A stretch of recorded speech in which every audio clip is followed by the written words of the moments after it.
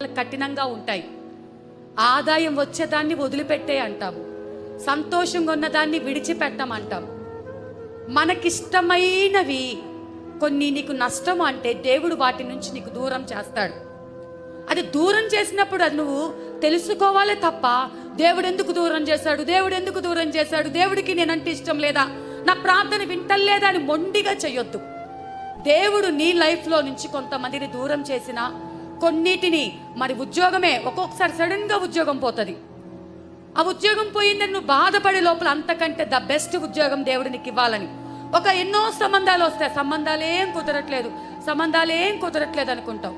కానీ ఆ సంబంధం తప్పించబడటం దేవుడి చిత్తం. నీకు నష్టం కలిగిందని బాధపడుతున్నావు, శ్రమ వచ్చిందని బాధపడుతున్నావు. కానీ ఆ శ్రమ నీ మేలు కోసమే, నీ కన్నీరు తుడవటం కోసమే, రాబోయే ఉగ్రతలో నువ్వు ఇరుక్కోకుండా ఉండటం కోసమే, ఆ ఉగ్రత నుంచి నువ్వు తప్పించటం కోసమే కొంచెం కఠినమైన. ఇప్పుడు ఆ షుగర్ వ్యాధి ఉన్న వాళ్ళకి అవి బాగా ఎంతో పుండ్లు వస్తే తగ్గవంట. అయితే ఆ పుండ్లు వచ్చినప్పుడు ఏం చేస్తారు, ఆ పుండు ఎక్కడికైతే వచ్చిందో దానిని కట్ చేసి కోసి దాన్ని పక్కకేస్తారు. కొంచెం నొప్పిగానే ఉంటుంది, బాధగానే ఉంటుంది. కానీ ఆ నొప్పిని నువ్వు భరించకుండా నా వల్ల కాదు, ఈ డాక్టర్ పనికిమాలిన డాక్టర్, ఈ డాక్టర్కి వైద్యమే రాదు, ఇక్కడంతా కట్ చేసేసాడు, ఈ కండంతా తీసేసాడు, నా ఏలు తీశాడు, నా కాలు తీశాడు, నా డాక్టర్ని కొనుక్కుంటా ఉంటావు.